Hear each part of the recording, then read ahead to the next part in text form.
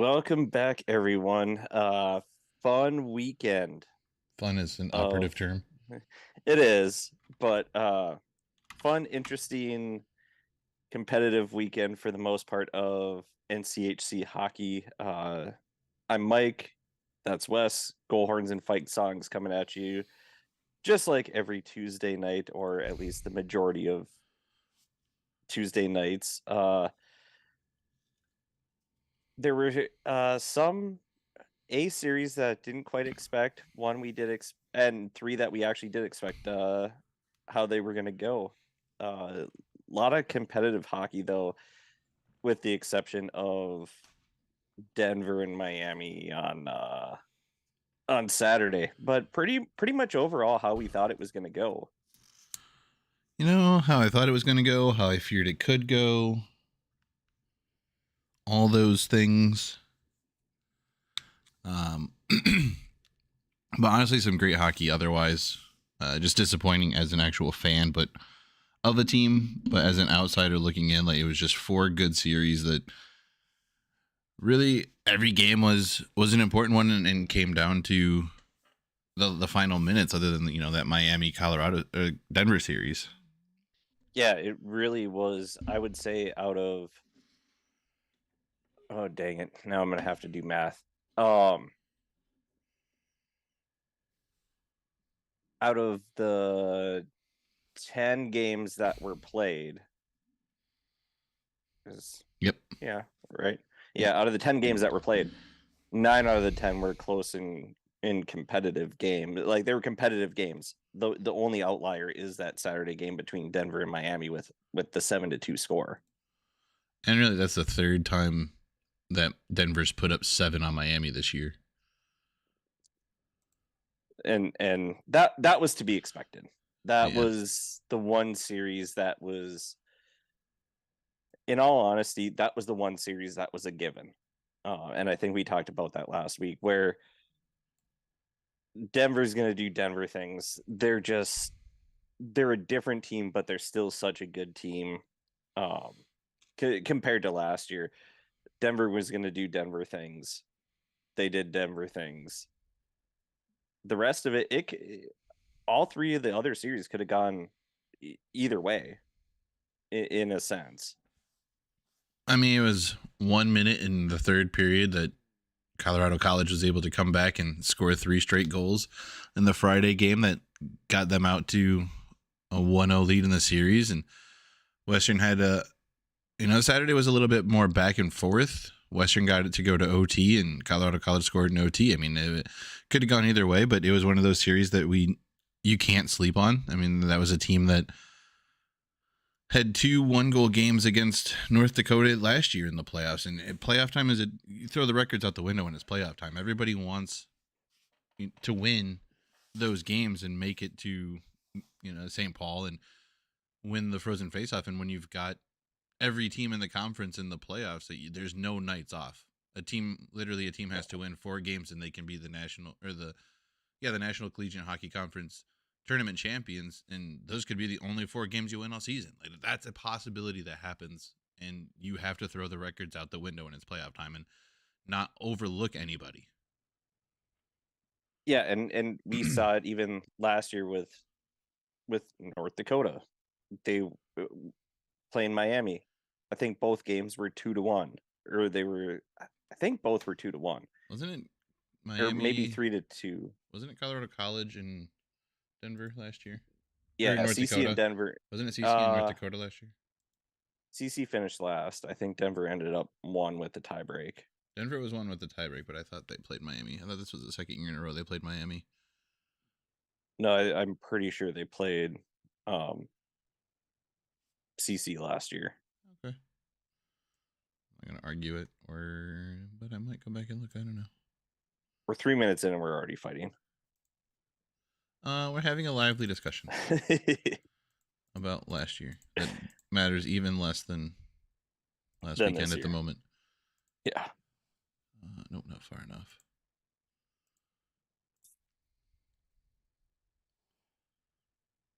Come on. What? No, it's not out. You're stupid. Go. All right. Well, I can't look up last year's calendar. Oh, you know what I can do though? This is what I can do because I'm smart like that. I'm gonna go like this. Because I've looked up every That's freaking debatable. team's things at least once this year. Ah, it's my toe, and my phone just fell on it. Speaking of being smart, French toast that hurts so bad.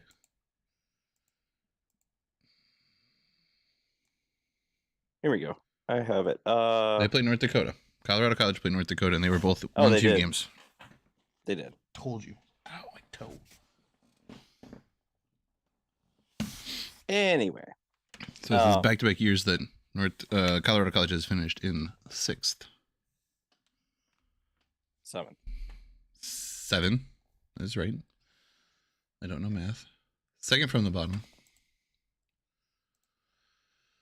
But I mean, other than that, like, you know, I did think that really the edge for St. Cloud was going to be their goaltending. That feels like that was the case. They were just more consistent all year. Those two teams always battle, so it's not surprising that it took all 3 games to get there. And it honestly, it just felt like this year was more St. Cloud's year. Last year, we saw Minnesota Duluth make more of a push at the end of the year. They did do that again this year, but it wasn't as good of a push this year. They seem to struggle a little bit more than they did last year. Yeah, when you lose to Miami, and yes, Pearson, for whatever reason, he loves playing at Amsoil Arena. Maybe you need to convince him to transfer and fix your goalie problem.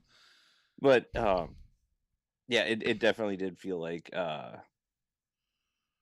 more of a St. Cloud year than last year did, especially even though we did make that push. When you lose to Miami at home, it's not good.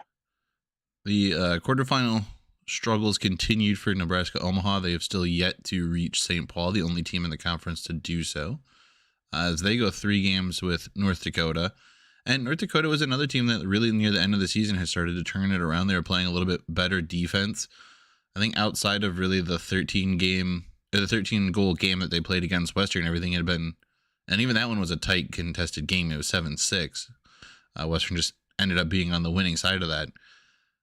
But every other game really was a lot closer, you know, more defensive play in the defensive zone. They really kind of stepped it up and turned it out. I think they're going to struggle a little bit with St. Cloud, especially trying to score goals on that goalie tandem that they've been, you know, that they've used all year. I think Castor might have got the start in 2 of the games or just 1. Yeah, he got the start in Friday, Saturday, and then they went to Bassie on Sunday. Okay. So, I mean, not necessarily, you know, you guys won. Which game did you guys win? The Friday or the Saturday game? Saturday game. Okay, so they switched after the loss. Yes. Okay. You know, I think you go back to Castor or back to stay with Bassie. He's got the winning hand at the moment. And then if you need to, you can switch. But the back and forth thing, especially in the playoffs, is always one of those tricky situations that, I mean, they've handled it all year. Both goalies have played incredible when they've gotten their opportunities. Nobody really pulling away, so it makes the most sense.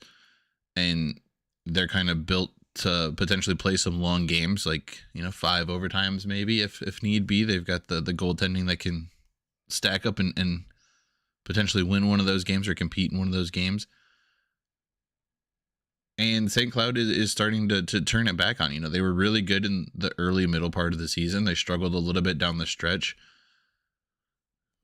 This is a really good matchup. 2 teams that know each other really well and play each other really hard. And then, you know, Denver and Colorado College, 2 teams that know each other really, really well, play each other really, really hard.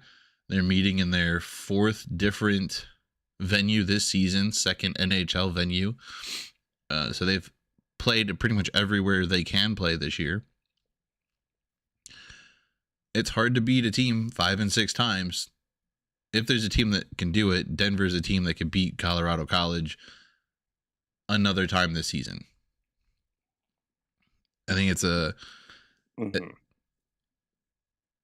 Denver is head and shoulders the best team left in the tournament.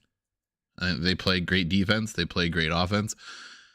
A lot of people want to say Magnus might be slightly overrated, but he gives his team an opportunity to win games, and they've got an incredible offense that can put up goals quickly.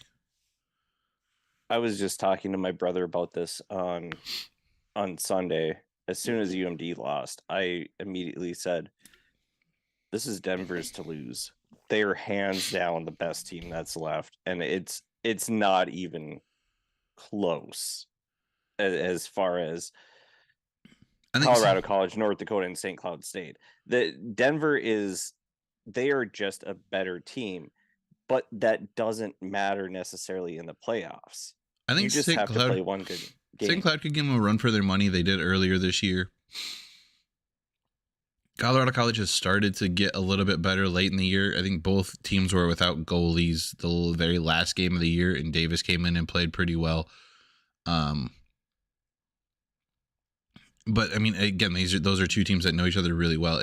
Could it potentially be an upset and Colorado College move on? Absolutely. You still got to do the same things. You got to stay out of the penalty box. You got to play a smart game. But Carl or whatever his last name is, has coached a incredible team. They've got incredible talent. They're stacked. All four lines play extremely well, both offensively and defensively. They're smart in their own defensive zone. If you can get to Magnus early, you have a chance. The more shots he sees and the more comfortable he gets, the harder he is to beat throughout the game. And on the same thing kind of with Umberco. If you can get him off of his game early and you can get bodies in front of him and wear down that Colorado College defense, you have a chance. And Colorado College played extremely good defense in their own zone against Western Michigan this last weekend, and it's part of the reason they won. The defensive teams, yes, I said that right, Yeah. are starting to show themselves, and it's a reason that usually the better defensively ranked teams are at the end in most of these tournaments. You have to be able to play defense in your own zone and transition to your offense. You can't say that the best defense is a good offense when it comes down to playoff time.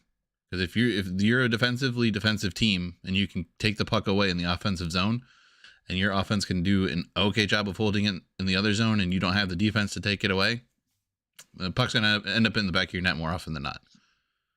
And that's where Western struggled the most this weekend. They were not good defensively in their own zone. They couldn't clear pucks. They were creating bad turnovers. And I don't care who your goaltender is. You give a team 30, 40 shots or even two good looks, they're going to bury one of them if it's the player and the goalie alone. You're asking your goalie to do a heck of a lot if you're not willing to play defense in the defensive zone. And you can't get the puck out. And I think, let's see, I had a couple of thoughts go through my mind as you were talking there. One is, I think the Denver Colorado College series is going to be more so a matchup of the goalies, because Colorado College just took down such a high-powered offense in Western Michigan with their defense, and they kept the puck out, but Denver plays just a different style than Western plays. And so I think it's going to be more so a matchup of Magnus and Caden. It's going to be who can win that matchup for that game. For the other series with St. Cloud and North Dakota, I give the advantage to St. Cloud because they have the goaltending. But at the same time, they didn't look great. I didn't see any of the North Dakota Omaha series, but they didn't look great against the UMD team that just wasn't that good this year. They were the better team on Sunday. Other than the first shot of the game, Bassey was not really tested. So I think North Dakota could surprise St. Cloud and actually win that game. And St. Cloud, they haven't impressed me with what they've done. They just haven't. No, I Um, mean, they've struggled down the stretch. I think this was a good series for them, getting to play Duluth once again, a team they know. They're getting to play another team that they know really well and they've competed against very well for years and years. But it's a different team, and this is a North Dakota team that has been down a little bit this season. And so it'll be interesting to see if they've been able to, if they can build on the 3-game series they just played with Nebraska Omaha, a team that they've kind of struggled with, or at least they see most often in the current iteration of the NCHC, being that they're the de facto rivalries and they play well in Nebraska. Can they play just as well in Minnesota? They're always a dangerous team, and it's the playoffs. I will lean slightly towards St. Cloud. I think they have better goaltending, but DeRitter has come on and played extremely well. That being said, I think defensively, North Dakota has been one of the better teams in the second half. North Dakota has been one of the better teams defensively in the second half of the season. Cleven's got to stay out of the box. You can't have your best players either on the box, in the box, or in the locker room. So he's definitely got to be on the ice playing and doing what he can to support his team and not taking stupid penalties, not trying to put people through the glass or get frustrated and make him try to eat his stick. Like, this is smart hockey time, not emotional hockey time. and I think the one thing that's going to be interesting to see, because I do think I'm going to, at least Friday, I'm going to head down there for, I was going to make corned beef, but I might go down there, down to the X for uh, the St. Cloud, North Dakota series, because it's only an hour and 15 minutes from St. Cloud to the XL Energy Center, and the North Dakota fans, they travel and they are littered all over this state. So I think that's going to be just an extremely fun atmosphere. How much of a home atmosphere does North Dakota have versus St. Cloud? I think that might make a bit of a not a big difference, but a little bit of a difference as well. I mean, it'll be interesting to see for sure.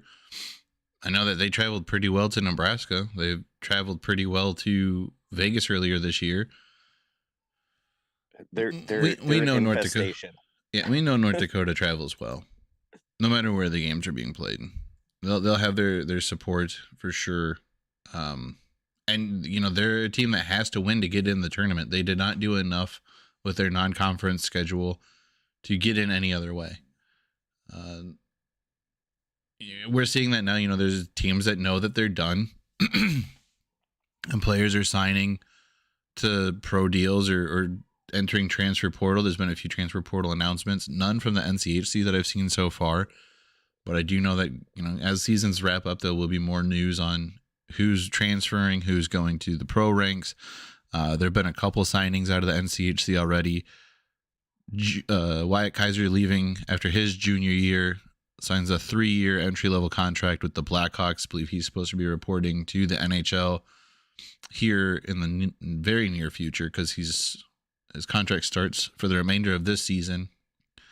And then, kind of surprising, goaltender, I think his second year. He has 2 years of eligibility left, so maybe he was a junior. Goaltender Jake Kaczarski from Nebraska Omaha. He signs a ATO, amateur tryout contract, with the AHL Chicago Wolves as what's his name? Lacosi comes in and kind of takes the starting job from him. So he opts to leave college early and trying out the AHL ranks. So a couple guys moving on. Again, there'll be more news as seasons progress, as seasons end, and as the season wraps up for a whole. So we'll keep an eye out on that. But those are at least the early movers here. Now, does Tcharski know that they shoot flames out and melt the ice? It's fine. It's fine, because remember, they do that at the net they shoot at for the first period. Oh, that's right. It is the net. If you are the away goalie, you have to stand in a puddle of water for the first 20 minutes until it re-solidifies. I can't see that being any benefit to the Chicago Wolves doing that. There's no benefit for anybody on that. I feel like it has to somewhat benefit the away goalie. Like, other than he's standing in a puddle, It but slows like the puck down, so it has to do something. Like, do you want to shoot in a puddle? For the shooters and trying to pass through that, I can't see them being excited every time that happens. Just absolute silliness. Everybody talks about home ice advantage. I think that's a home ice disadvantage. I don't know.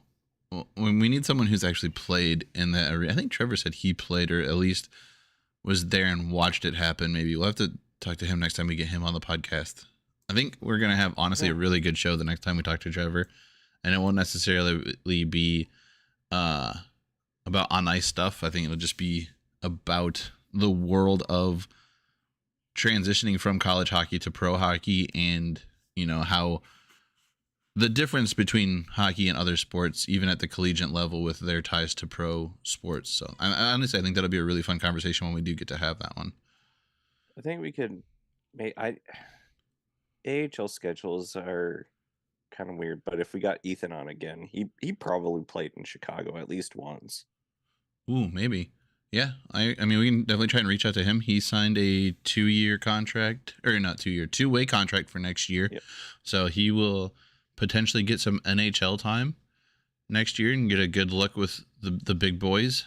He did not have that option this year because he was on a 1-way AHL 1-year contract. So no matter how well he played, and he's been playing extremely well for the Hershey Bears, I think he leads most of their categories. I believe he leads the AHL in rookie goal scoring. He was selected to the All-Star game along with fellow former Broncos Brandon Bussey and Ronnie Addard.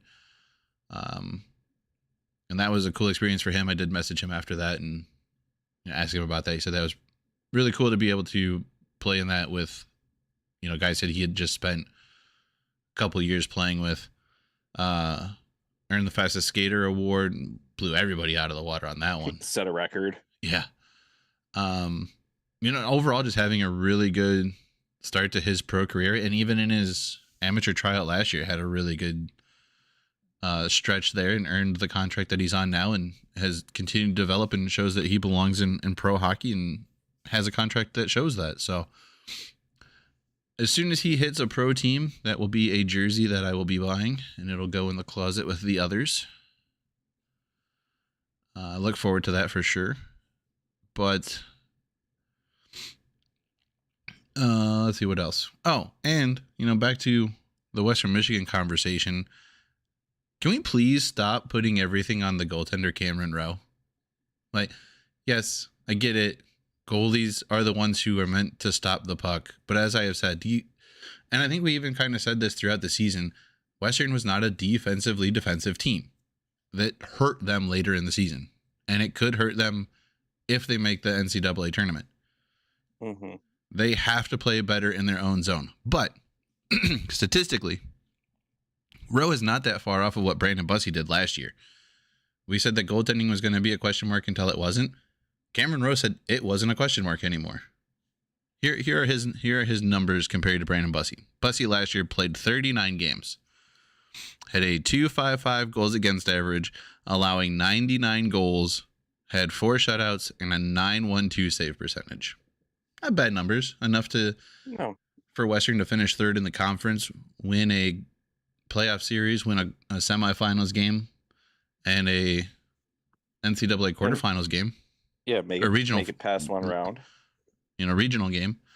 Cameron Rowe, through 37 games, .245 goals against average, 3 shutouts, 88 goals allowed, and a .907 save percentage.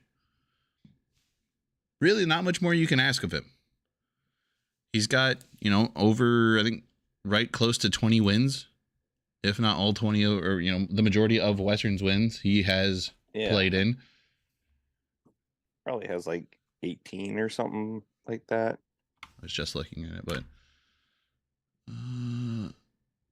again, like, he's done everything that we've asked him to do, and he was a 4-time goaltender of the week. He was, I think, a goaltender of the month. His win-loss is currently 22-13-1. Oh, dang. Yeah. Well, and I know we've talked about it specifically with Cam on this podcast. Earlier in the season, he was apt to give up just a softie here or there, but he kind of locked that down for the most part. Oh yeah, for the most part, at the end of the Mhm. season, like he was either getting bad luck bounces, just the worst luck bounces I have ever seen a goaltender suffer through. One of them happened against your stupid team. Hey, not as bad as what we had happen against you guys. Or, there would be an absolute laser that he had no shot on. Or they were giving up a lot of PK goals. And guess what? If your PK is bad, chances are your 5-on-5 defense isn't that great either, because you're stuck in your own zone and you can't get the puck out. You will see a lot of teams that are bad defensively are also bad on the PK. And I run into this here for the state of hockey. There are so many idiots out here that blame every single goal on the goalie, and they think they're supposed to stop every shot. And when you say that to them, they're like, "Well, no, I wasn't thinking this. It was a 2-on-0. What do you like? What is the goalie supposed to do? Like, it's yes, there are bad goals, but the majority of the goals come because the defense has broken down, or there's a screen or there's a tip or something. That's probably 90% of the goals that are scored on any goalie. What do the And goaltenders say? I'm responsible for shots 1 and maybe 2. If they're getting yeah, more than 2 shots in a sequence, that's kind of on you guys not being able to clear the puck or keeping them out of the crease, and they're just jamming away at it. yeah, and that's even this year with Stay-Skull and Thiessen. They weren't great, and the rebound control wasn't great, but the team was also just absolutely horrid as trying to clear them out. And actually, it's funny because you look at the stats and they were actually really good, but the visual aspect, they look terrible. Yeah. And it's like, well, now what do we do at goalie? Because the goalies aren't looking good, the team's not looking good. It was a whole cluster. And I've equated multiple times, I believe even on the show, that goaltenders are kind of the offensive lineman equivalent. Mm-hmm. And in the way that like people expect them to be. You're expected to be completely perfect against a group of people who have a higher skill set. If a goalie goes 9 for 10 on shots, that's a 1-goal game the other way. But if a goaltender or if a shooter is 1 for 10, that's a game-winning goal all day, every day, and you're just as excited for that one goal, and you're infinitely more PO'd that they gave up one. Mm-hmm. Baseball, you can fail 7 out of 10 times, and you're considered a Hall of Famer. Yeah, exactly. Like and it's goalies. They're again with the offensive line. It's almost like it's better if you don't hear about them because they're just stopping the puck. But when you hear Well, if about them, it's because a sack happened, and or or because a goal happened. if you have a great goalie like Chris Osgood or Marc-Andre Fleury, they were just on good teams. They only won so many games because the other team or their offense was so good, or the guys in front of them played so well. Still got to stop the puck. You still got to keep the puck out of the net. And I there is that correlation, which I know I've talked about before. Well, Miami or yeah, Miami is a perfect example with Pearson. Really good goalie, horrible team. You have to have that balance I mean, in between, because you look at what he does against UMD, you look at what he does during the year, but they're giving up 40, 50 shots a game. He can only stop so many of those shots, and how many of those are high quality chances. It's a given it's a give and take between the team and the goalie. Dominic Bassey struggled in Colorado with a not so great team in front of him. Goes to St. Cloud, has a really good team in front of him. Granted, I think he might have gotten the majority of the starts with Vernon, but I think they split time a little bit too. Splits time with Castor, and St. Cloud has a really good year, and Bassey puts up great numbers. Like, yeah, you do benefit a little bit from the team in front of you, but you still, at the end of the day, have to do your job. And the amount of work you have to do is not always equitable to the results that you see. I think what it boils down to is, with that team goalie aspect, is how many grade A chances does your team give up, and how many of those grade A chances can you stop, because that's your job. Yes. I think that's the simplest form of it, to But determine people want a to good see a goalie team versus that wins a ton of games as, oh, you have a really good team, and a team that loses a bunch of games, you have a shit goaltender. Not Yep. always true. Nope. Again, Let's see. Miami. Miami, Montreal, the New York Rangers had a really good goalie for a long time, couldn't really do anything with it. Florida Panthers had a pretty good goalie for a long time, couldn't really do anything with it. Who else? I think Colorado kind of struggled a little bit, even though they had a pretty good goaltender. San Jose's had some pretty good goaltenders, couldn't do anything with it. Vegas had a really good goaltender, couldn't do anything with it. Yeah, I mean, they got San Jose got to the finals once. Vegas got to the finals their first year, but they still didn't win. I mean, they at least made it to the finals. I think the Rangers might have made it a couple times, but Florida, I don't think ever made it with Luongo. They never made it with Luongo, but he came back after he had made it with Vancouver. But Hank in New York, they made it once, but Carey Price lucked into a Stanley Cup final because of the COVID year. Lucked into it, but he was never going to make one. No. Otherwise. And I mean, it goes for offensive teams too. Look how long Ovechkin struggled to win the Stanley Cup. He didn't have a goaltender. He got a goaltender, and he got a team around him, and he won the Stanley Cup. Mm-hmm. It's a team game, and that's people. And again, here they don't understand it. My God, how much I've heard about goaltending, and it's like, and it's all aspects of a team game. You can't have just a really good offense and expect to win championships. You can't have just a really good defense and expect to win championships. You can't have just a good goalie and expect to win championships. You have to be able to put it all together when the time comes and compete in all stages of a game. You have to compete in the defensive zone. You have to compete in the offensive zone. You have to have a semi-decent power play. You have to have a decent penalty kill, or stay out of the goddamn box. Like, that's an option too. Just don't take penalties. And you look at all teams, they're well-rounded. Denver, with how good they've been. UMD the last few years in college hockey. Tampa, with how good they've been. Colorado last year. Like you said, you can't, if you're good in one facet of the game, you might luck into you'll win some games. Final. Yeah. Like the Wild, when they made the Western Conference Finals for the only time, we were a defensive team. We got lucky. We beat the Avs in 7. We beat I think it was Vancouver in 7, and then we eventually lost to Anaheim, who was a very well-rounded team.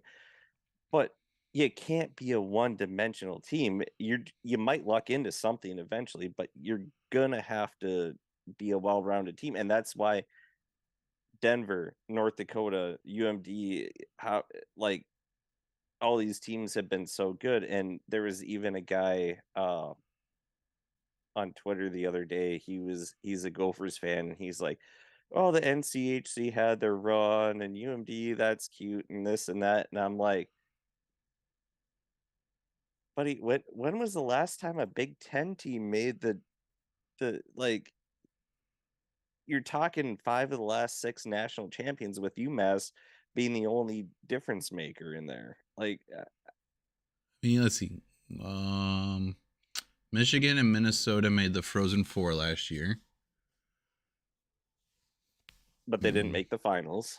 They did not, because it was Minnesota State versus Denver. Yep. I I looked it up, but I can't remember. I don't believe there was a Big Ten team in the Frozen Four the year before that, which would have been 2021. That would have been 2021. Was that the UMass year? No. No, that was Yes. no, Because 2020 there wasn't. That was the UMass year, because 2020 they didn't have it. They canceled it because UMD Could have had a potentially team to three-peat. potentially three-peat. They had a really good run that year. Yeah, that was a really damn good team. But I don't think there was a Big Ten team there. 2019 was the year Duluth won it, and and we beat UMass. 2018, I believe they beat St. Cloud. Oh, it was Notre Dame. So Notre Dame, and I don't even know. Was Notre Dame? I don't think they were Big Ten yet. I think they were Hockey East at that point. I think they were still Hockey East. And then the year before that, Denver beat UMD, and the year before that, North Dakota beat Quinnipiac. And then I have it up. So in 2015, Providence beat BU. So the last time a Big Ten team was in the national championship might be North Dakota, or might be Minnesota. Yeah, it's for sure, because Notre Dame might have been. I don't remember when Notre Dame joined the Big Ten. Yeah, because that was, and actually, if you really go back, of the current Big Ten, the last team to win a national championship of the current Big Ten teams is Michigan State in 2007. When they were with the CCHA. Yes. And they beat BC. When were you part of Hockey East? I mean, they might have been part of the Big Ten. They might have been part of the Big Ten for longer, because I know I think they were independent for a couple years right after the switch. Then they went to Hockey East.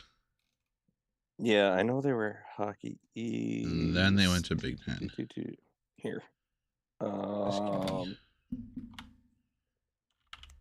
What year did I say that was? 2018, 19, 17? 17, 18, they were there. They were the runner-up in 2018. So that was their... They were in the Big Ten. Yeah, that was their first year in the Big Ten. Because they were conference regular season champions, tournament champions, and made the Frozen Four in the Big Ten. So yeah, came in and smacked the Big Ten. Yeah, after playing in Hockey East, a very good conference, especially at the time in Hockey East. But I mean, so they do get credit as an appearance in the Frozen Four as a Big Ten participant. They were also in the Frozen Four in 2017, which would have been their last year in Hockey East, or whatever it was that they were in. I don't know. And that's why I messaged you too about just not wanting any Big Ten teams to make the Frozen Four, because the Big Ten, they have this, and other sports, I'm a Big Ten fan, but they have this complex about them that, like, oh, we're the Big Ten, we're the best, we're whatever, we have this many teams. Most of your teams that are playing, they're not playing a great non-conference schedule, and they have all these wins that they racked up, where you look at what the NCHC is playing, and outside of Omaha, really, it's North Dakota every once in a while will schedule a more a softer schedule.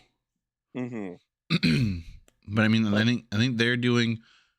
You can take this however you want to. I think they're doing a greater good for the world of college hockey by scheduling who they schedule when they schedule than maybe an Omaha does, because of the number of eyes that go, oh, North Dakota playing who? Okay, we'll watch that game because it's North Dakota.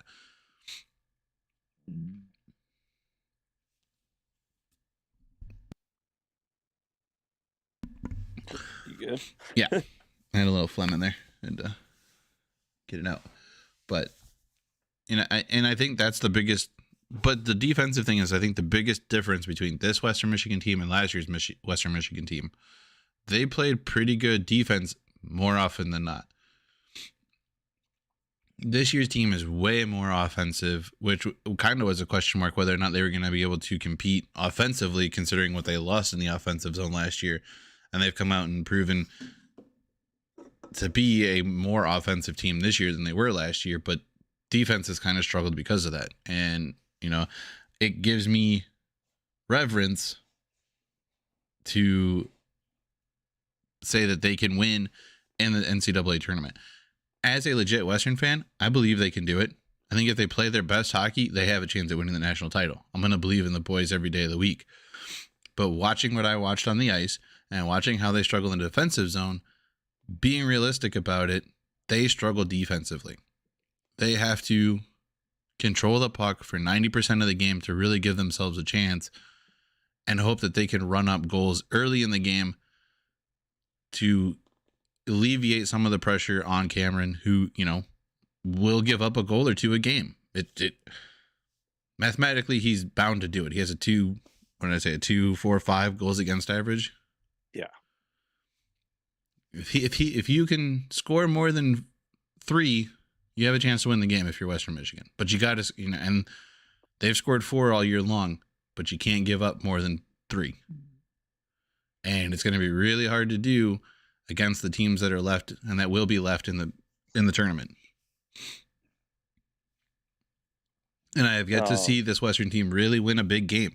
Maybe you could say the Northeastern game when they were in Nashville, that was a big game, but they had struggles in that one and they almost slipped. Yeah, they did. They struggled defensively in that one for a good stretch of that game. It was like a 5-minute stretch of that game that it was not good. Yeah. But I mean, really outside of that game, they did not win too many big games. Maybe one against St. Cloud, you could say, was a big game. And then that's about it. Maybe the GLI, but not a lot of people take a lot of stock in the GLI. And the teams that were in it, a couple of them have struggled before. Since then, a couple were struggling before then. I think maybe State and I think Tech's done okay since then, and they've been a pretty decent team in the CCHA. I think Ferris has struggled a little bit since then. Michigan State had its ups and downs. They were better than they were last year, but they're still a team that's hoping to be on the rise. And I don't know that it really says much or gives much hope for the big tournament. Am I glad that we won the GLI? Absolutely. Am I going to root for the Broncos when they hit the ice? 100%. But do they have their downfalls? Yes. Their downfall is defensively. That's just being honest about it. And it's not all on the goaltender either. Like, you have to play defense. You have to be able to get the puck out of your offensive zone and to those players who are deadly enough to put the puck past any goalie in the country. They put up 5 on a player who was near the top of the list as being one of the better goalies in the country last year and is back up there again this year in Levi. And they put up 5 on him in Nashville, and they beat him last year in the NCAA tournament. They can beat good goalies. That's not the issue. You have to play defense to give your offense an opportunity. And we struggle to play defense right now. And I think that's been the kind of the theme of the teams that have struggled. And yeah, you struggle to play defense against a not so deep Colorado College team. We struggled to play defense against a good Denver team. We struggled to play defense against a struggling Miami team at the end of the season. The last 6 games of the season, outside of the first game against Miami, Western struggled defensively. And that And kind that's of makes me worried for the big tournament because, well, here's the honestly, thing. I'm gonna cheer for NCHC teams, but Western's gonna be my team Maybe because I don't want to deal with a pissy West. maybe we can get healthy. Maybe we can use this time to get healthy and make some corrections because we're not playing in the semifinals or the finals of the NCHC, where we seem to be potentially locked in at like a 3 seed. It's gonna be a pretty close matchup with whoever we get ranking wise and the pair wise. It should be an even matchup. But maybe we use this time to get healthy and get some stuff figured out and figure out why we struggled so hard at the end of the year. Maybe there's a benefit in disguise here because we lost the games that we could lose and still have a shot. You have to go out and you have to win 4 more games. You have to win 4 in a row. Mm-hmm. Western can win 4 in a row. With a day off in between, they absolutely can. there's a lot of experience who have been there last year. I would not be surprised to see you in the Frozen Four, but it all depends on matchups and how the team wants to play that day. Because you look at just even like you said in the series against Miami, that was not a good team. It depends on which team shows up. Yeah, I mean, there's a good number of guys who were on that team last year that won the first NCAA tournament in program history. There's a good number of guys on there. Are they in leadership roles? Not necessarily, because guess what? One senior in the actual senior class from Western Michigan was from Western Michigan from his freshman year to his senior year. 2 of our grad students played 5 years at Western. 3 of the entire senior class, that I believe was 7 or 8 students, were Western from day 1 to the last day. Like those are the guys you're hoping will instill the established culture that you want as a coach. Those are the guys.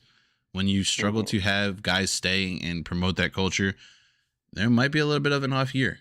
I think that's what we're seeing with North Dakota. I think that's why they've struggled the last couple of years, because they've had such big incoming classes from the transfer portal. They want to play in the transfer portal. I think that's why we've seen a little bit of a fall here for Western. I think it's guys who, we had, what did I say? I think we said they had 14 new players through the transfer portal and incoming freshmen. Mm-hmm. And I think even with UMD, it's not so much that we lost guys early or anything. We just had an old team. Yeah. And just aged out. The guys that had been around, they just didn't quite step up. But I think there's going to be a couple years here of UMD getting back to where they were, because we're just such a young team. But now the young guys, they have that experience with Howard and Steves, and there's another freshman who was, I can't remember his name right now, but there were a few freshmen that played big minutes. And then we lost Wyatt Kaiser, and people are like, oh, it's such a big thing. Somebody better tell me you can't tomahawk somebody in the face. I mean, you can, but there might be a different set of repercussions in the pro ranks. Yeah, but they're like, it's huge. I'm like, he was solid. I think he played his best games this past weekend, but Dashke is probably going to be our biggest loss. I think he was the best defenseman all year, and he was a transfer portal guy. But it's the nature of college sports. Yeah, it really is. At most, you might have these guys for 4 or 5 years, and I think we're running out of the 5th year everybody's eligible thing here pretty soon too. I think the COVID year expires either this year or next year. So I would think it would be. I would think this year. I think whoever was in the 2020 freshman class, I think they're eligible, so it would end next year, potentially. Okay. I think. I'm not for sure on that. But yeah, so let's go through. We're almost at an hour here. We don't have a lot to talk about just because it was moderately disappointing weekend and I couldn't bring myself to watch. I did watch some of the game threes. I had them on. I was following along. And they were both good games. They were entertaining. They drew my attention to the most part. I had them muted because I'm just.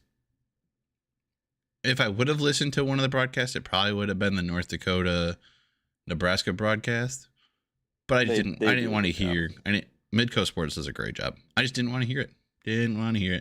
And I definitely wasn't going to listen to the St. Cloud broadcast or the UMD broadcast because both of y'all's and crews have irritated me in the past. I was gonna. That's one thing that I was gonna bring up, and maybe we should do it. I think we wait maybe for when we might have a guest on who exists in the world of broadcast sports. We could do that. And maybe we have that conversation then. I just more politely, maybe more politely than if it were just you and I cracking on them. Because look, we can give a teaser. It's a difficult job. I'll say that it is a difficult job to process that information and relay it to someone who may or may not actually be watching the game. We can tease it, but stop saying stupid things. There was a tweet directed from a UMD broadcaster to a St. Cloud broadcaster,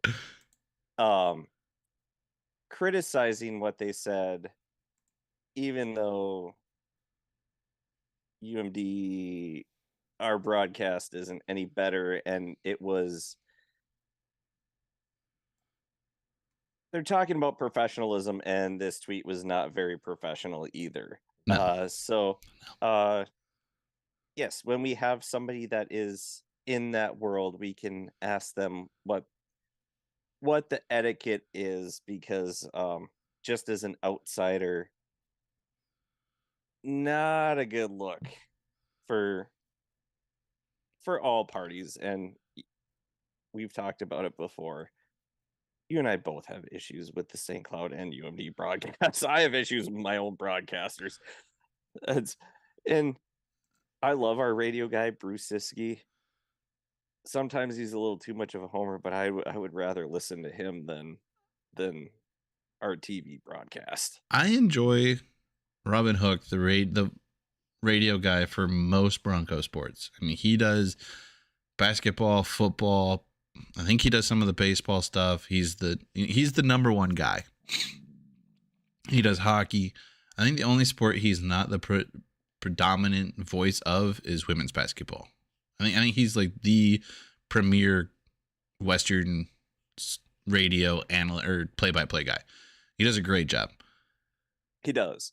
And I can say that because that's the broadcast that we get for the TV for Western. That is my NCHC only issue. I wish we had some sort of local coverage for hockey that put the amount of production value into it that Midco does for North Dakota, or that, the effort that is made for St. Cloud, the effort that's made for Duluth. Miami's radio guy, he's kind of not great. He wants you to he makes you fall asleep. He doesn't pay attention to the game. That indeed was a hat trick, you dummy. Is that Leah Hextall? I don't know, but he literally, as Sasson scores the third goal, someone threw their hat on there. It's not a hat trick, dummy. Yes, it was. You're the dummy. That indeed was the hat trick goal. He scored 3 straight on your asses. Colorado does a really good job. Denver does a pretty good job. The CBS sports coverage, I mean, that's always great. Those guys are always professional. They come with a lot of knowledge, and they're entertaining. Yeah, and Starman he's the best. He has a wealth of freaking knowledge, and it would be cool to have an opportunity to have a conversation with him. He might annoy me at some points, but that's just the fan in me. As far as just broadcasting and his knowledge. All right.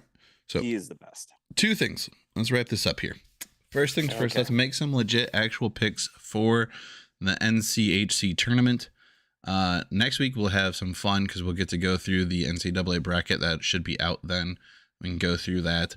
But let's pick Denver against Colorado College, I believe, is the early game. Yes, it is. I'm going to say Denver gets their 5th win against Colorado College in their 4th venue this year. I think they go on to the finals. I think Denver as well. I think it's going to be a little bit closer. I think it's going to be probably about a 5-3 game, maybe with an empty netter. I was going to say 4-2 was my guess. Yeah, I think it's about a 2-goal game. Potential empty netter, potential not. I don't want to say definitively, but I think it's about a 2-goal game with Denver moving on to the finals.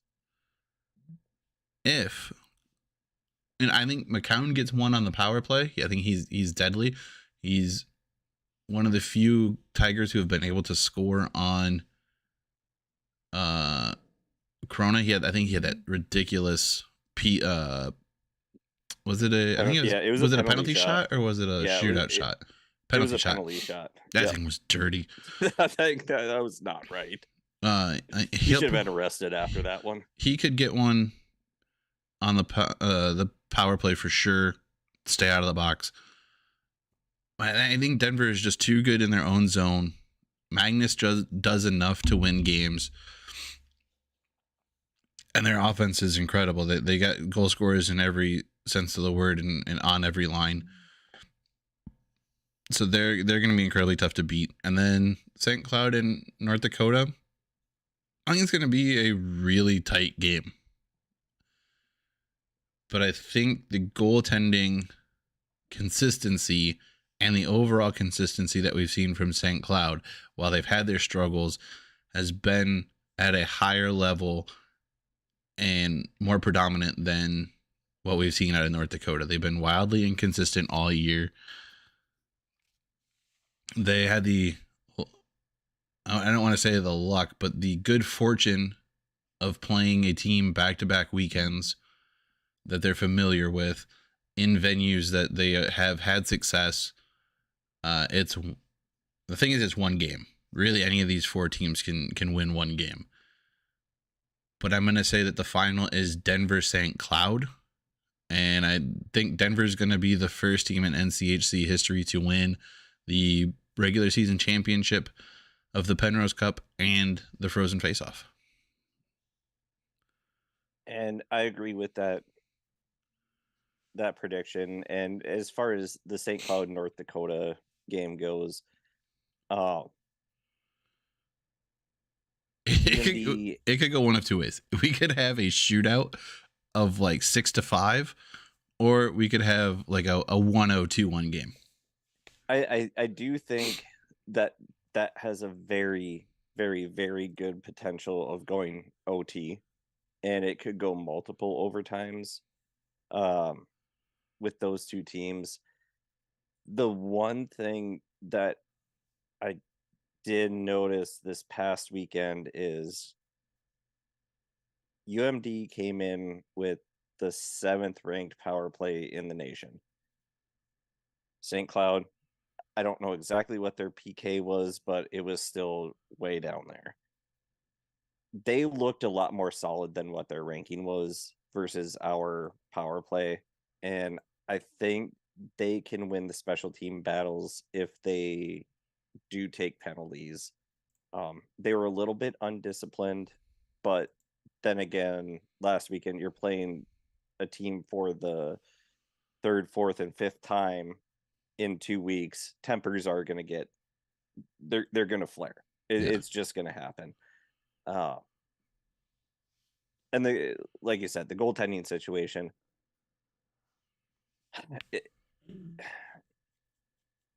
you said at the start, I think they do ride Bassey because he got the win. I don't envy those coaches because both goalies have been just very, very good all year. Maybe this is a situation where you look and see who played the best against North Dakota earlier in the season, and if if it leans one way or the other more predominantly, maybe you go that way. Otherwise, I mean, just flip a coin. They've been a Yeah, coin toss every weekend as to who's played better. they really have, and I didn't see the Saturday game. I just saw the score. Um, Kind of a kick to the nuts if Caster is not the starter just because of how hard he worked to get to the point that he is. But at the same time, his journey to where he's at, you can tell he's just a team guy and he just wants to win. And it's not taking anything away from him. It's just, yeah, Dominic's a little bit hotter right now. Like he's got the Yeah, win. We're going to go with him. But okay, you're down, say you're down 3-1 halfway through the game. There's nothing in the rules that say you can't change the goalies. right. and and so maybe, whoever they start, you take the backup aside and just say, hey, just Stay ready. be ready. Don't try not to get cold. Do whatever you need to do to stay warm. um I hope you don't need you, but if we need you, be ready, because if you can come in, we have enough offense that we can score the goals. Exactly. And then But yeah, last thing here, if anybody here followed 3 Ice last year, I know I followed it the entire season. It was fun. It was exciting. Um, Potential for some guys to get looks. I believe I know of at least one player who ended up signing either an AHL or a ECHL deal after the 3 Ice season had concluded. Um, who was it? I think was it a St. Cloud player or was it a Duluth player from I last think it was a year? St. Cloud player. Was it his name started with a P, didn't it? Mm, He was the leading goal scorer for a lot of the 3 Ice season last year after coming, like literally his first thing right out of college. I believe that helped him a little bit. Um, and it's a shot for guys to do something over the summer hockey wise that means something. It's an opportunity to get looks. It is very East Coast dominant this year. So unfortunately, those west of the Mississippi will not get too many chances, if any. It doesn't look like any to see them this year. But they just announced their schedule. If you're in Pennsylvania, you get 3 shots at checking out 3 Ice. And honestly, it's a lot of fun. The only other downside is everything's on a Wednesday, except the championship day, which is kind of not great. But their season will start June 28th and run through August 12th. So check that out. Check out the schedule. See if it's near you, if it's something you're interested in. It's 3-on-3 hockey with a running clock. Chase down penalty shots for penalty calls. It's a lot of fun. It's worth I think it was like $35 last year, a ticket or something, like $35. And we'll keep an eye out for potential NCHC guys signing or being drafted to that event, and make sure we announce if any made it. There were quite a few last year. trying to look at to see if I can find. I think he was on the yellow team. Um,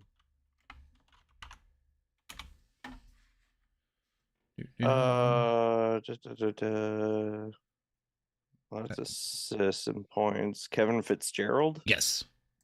Yeah. Yep. He was St. Cloud. Yeah, he went straight from St. Cloud to 3 Ice last year. But I mean, it was definitely worth it. It was fun. A couple former Western guys were there. Griffin Molino and Colton Hargrove. Hargrove being the one who ended up signing a pro hockey contract afterwards. So. Oh, and Fitzgerald, he did go to the ECH. Well, he played 7 games in ECHL, and then he's currently playing in Finland, Okay. in their top level Liga. But yeah, I mean, it's fun. It's different. It's hockey. It's some form of hockey. It's fun. We'll talk about it because summer's bad for hockey. I think that's about it. That'll wrap it up here. I've got nothing else. You got anything else? Yeah, I got nothing else. All right, we'll talk about the winner of the NCHC tournament. We'll talk about the big tournament next week. So until then, Pucks on Net, good things happen, like Gold Horns and Fight Songs. We will see you then. Have a good evening, afternoon, night, if you're watching this back, whatever it is. Have one of those.